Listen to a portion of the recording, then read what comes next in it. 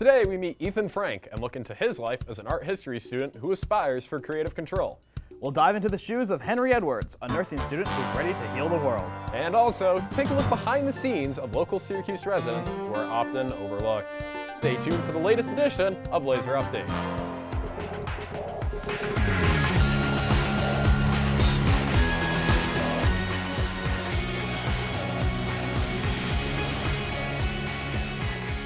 Welcome back to Laser Update. I'm Luke Baker. And I'm Jordan Stevens, and boy do we got a great show for you folks today. That's right, Jordan. We got a great show full of music and movies and art and so much more. Let's get right into it. We start today's show with a story on a live performance at our own recital hall located in Academic 2, where we'll meet Jordan Eggleston, a trumpet player with an important role.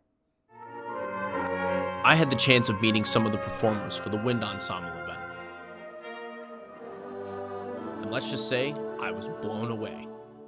I am a music major here playing the trumpet.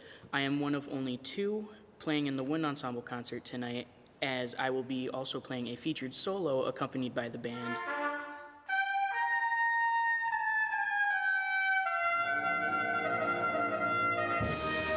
Which is a great opportunity for me. It's a great experience playing with all these amazing people. I really love being in Wind Ensemble because it's awesome to have people go into a practice room, take their parts and learn it, and see how awesome it is when people come together and we make real music.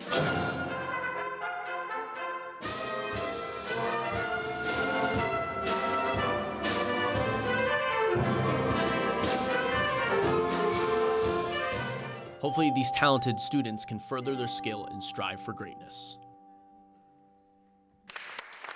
What a spectacular performance from some great musicians. I'd love to go to one of those shows myself. Lucky for me and everybody else, they happen every Friday at 7:30 at night in Academic 2. On the topic of great music, let's go out on campus to find out what students' musical tastes are. Let's go to Garrett Smith on the topic. Music is a part of daily life for everyone. So let's see what the everyday people here at Onondaga Community College have to say about their favorite albums and what's so special about them.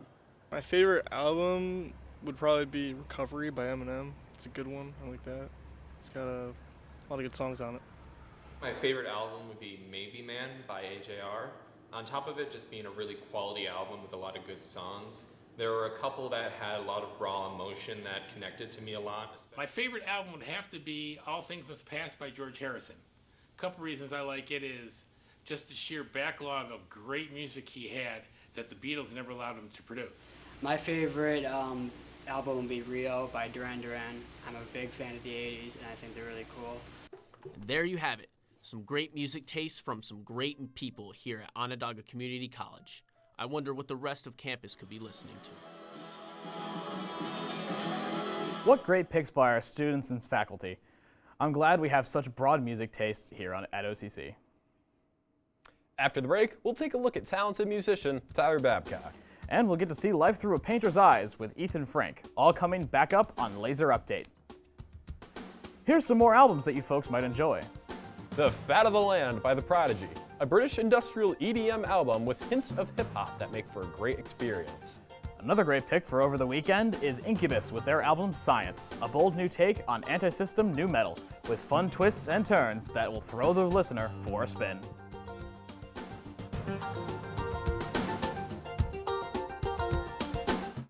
My name is Kelly Unz. I am the Assistant Director within the School of Arts, Communication, Business, and Entrepreneurship here at Onondaga Community College. It's my job as their advisor and student navigator to help get them the steps that they need to take in order to achieve those goals. I think the bigger question is why not come to OCC? It's, again, right in the middle of Onondaga County. You can get a bunch of college experience and just life experience living in Syracuse. My favorite part of OCC is that probably everyone here treats everyone with respect. I feel like every time I talk to someone or interact with someone, that normally they treat you with a level of respect because you're going to college and because you have the interest of learning. They give out free counseling, they give out like a lot of events, like you're not really bored on campus because you have clubs, you have events that you can normally do. The library is free. You can, like if you want to do a box of books, you can go to the library and grab a book. Most of the classes allow that. OCC is very affordable, especially for students that maybe aren't necessarily sure what they want to do for the rest of their lives. Take some classes here and there and not break the bank. Specifically in the School of Arts, Communication, Business, and Entrepreneurship, I think the students are really fortunate because the class sizes are small enough that the faculty really get to know the students one-on-one. They get to know their strengths, their areas of improvement, their goals, whether it be transfer, career. When you come here and you're sitting in a classroom, you're not just a number.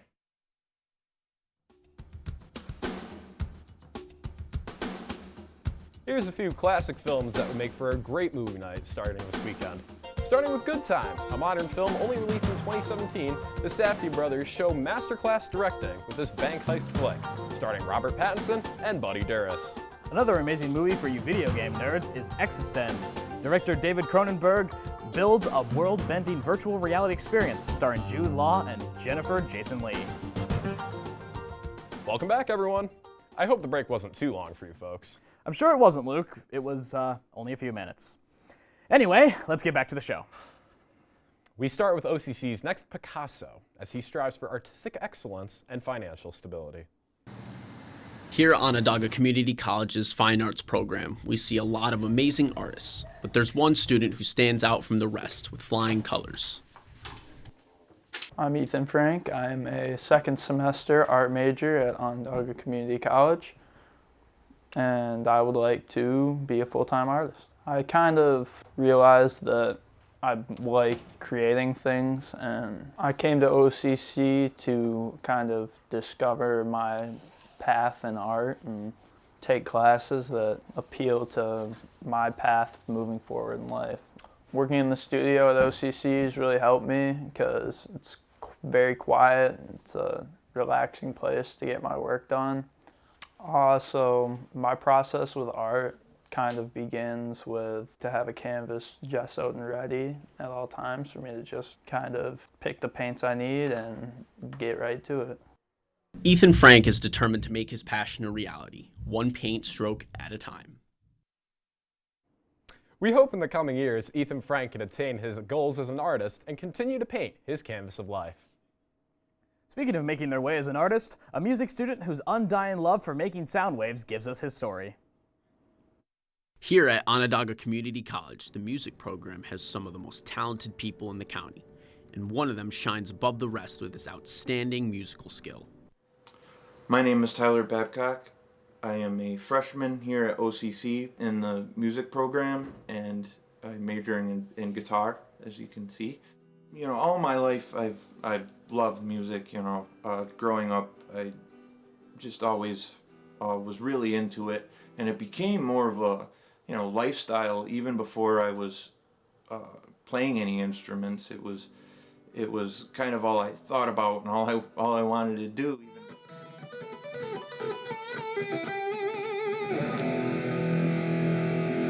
I think one of the biggest inspirations was when I was probably 8 or 9 or so, and I had watched the movie The Song Remains the Same, which is a Led Zeppelin concert movie, and I watched that and I just thought that was the coolest thing ever. Guitar has always just been my main passion.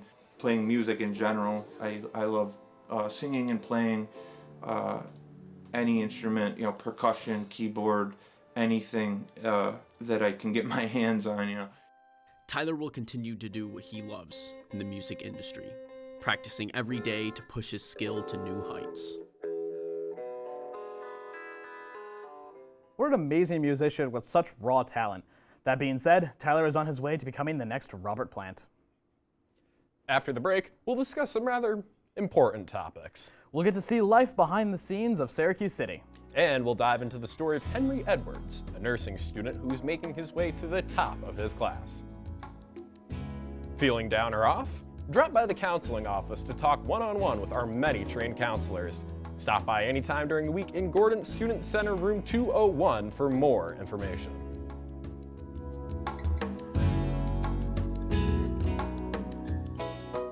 My classes are pretty enriching, I think. My professors are really knowledgeable about the things that they teach. Like my Shakespeare professor, you can tell that guy's a Shakespeare professor. Like, he's got it going on. The OCC community is really like pretty tight-knit, I think. Everybody here is different and they have their own reasons for going here. So there's a lot of unique people here. I think they kind of limit you your first year. Like you're more like in a track. And then your second year, it's kind of more like, oh, what am I interested in? What can I do? I chose OCC because it was local and I already took college credit in high school for OCC, so I decided to continue that. I chose creative writing because the course I took in high school was for creative writing, so I already had credits for it, so I decided to pursue that as it is a passion of mine. After college, I plan to join the U.S. Army as an officer, and for dream job, it would either be a public affairs specialist in the military or a screenwriter for a film company. Anyone new to OCC, I say do your work, attend class, and try and be involved as much as you can.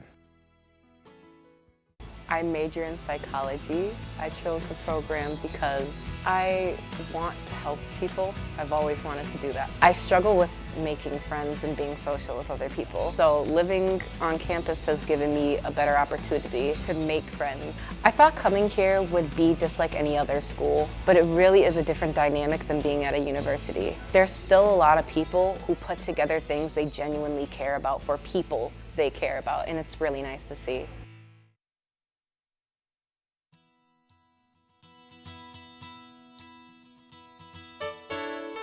April 16th at 10 a.m. is the Planned Parenthood event located in Mawinnie. Don't forget to pick up care packages. And the day after, you can pop in at the Business Club weekly meeting at 12 p.m. in Whitney 201 and meet the one and only Kristen Costello. Welcome back again for the final segment of this week's Laser Update. Let's jump right back in. Speaking of Kristen Costello, this amazing professor shows her worth through the use of graphic design.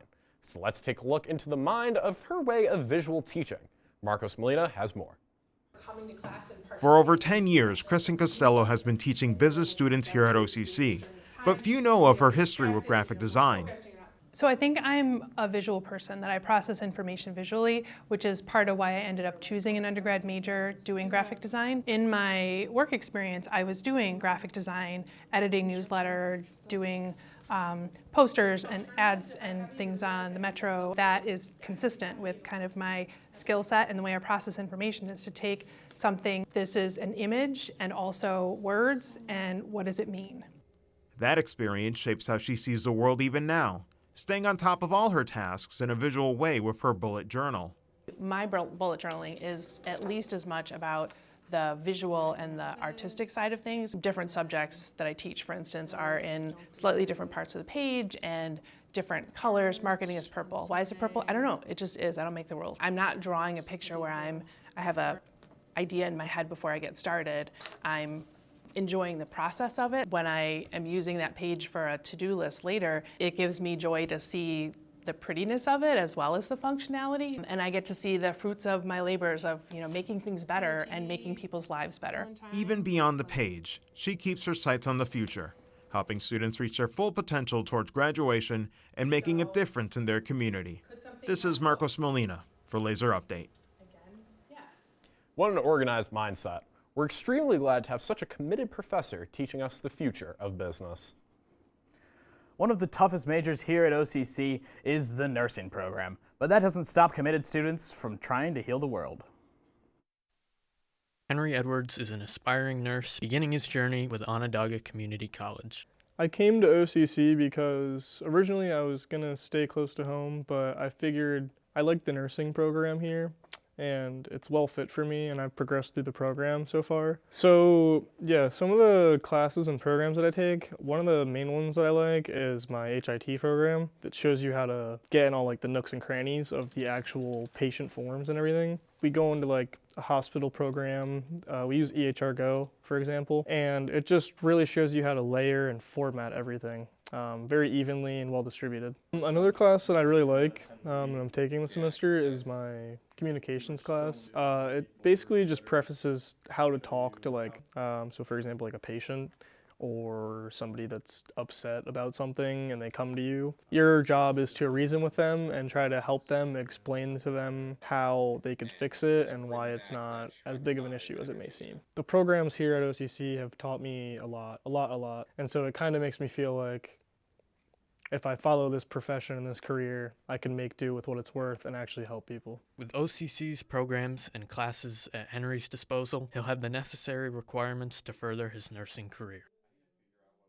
In the near future, Henry Edwards will graduate from OCC and be on his way to become a full-time nurse at Upstate Golisano Children's Hospital. Here in Syracuse, we have record numbers for the homeless population, a known issue that needs more attention brought to it. Garrett Smith has more on this issue.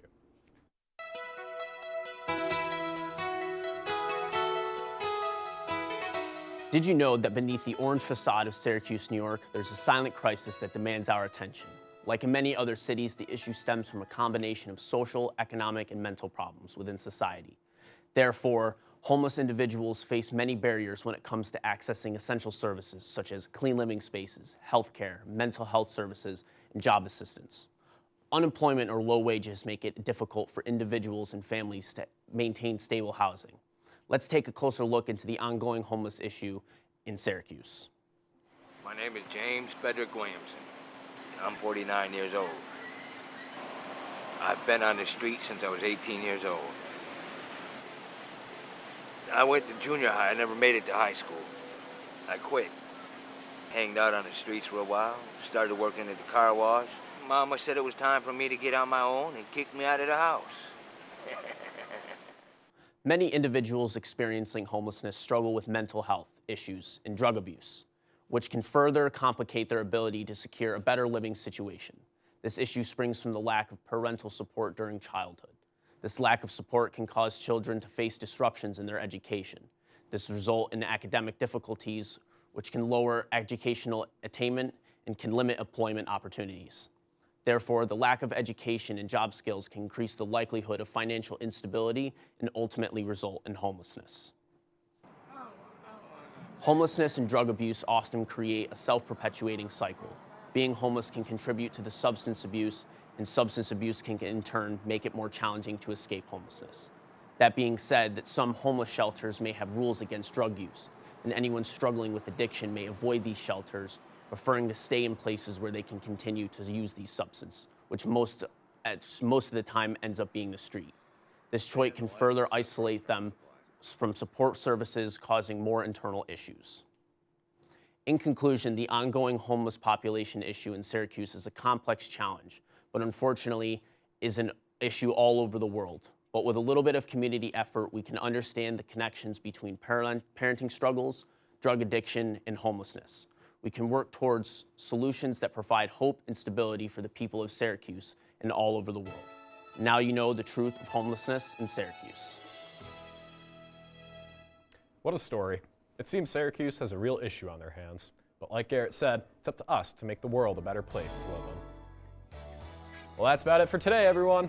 We hope to see you next week for the next Laser Update. Once again, I'm Jordan Stevens. And I'm Luke Baker, and we'll see you folks again real soon.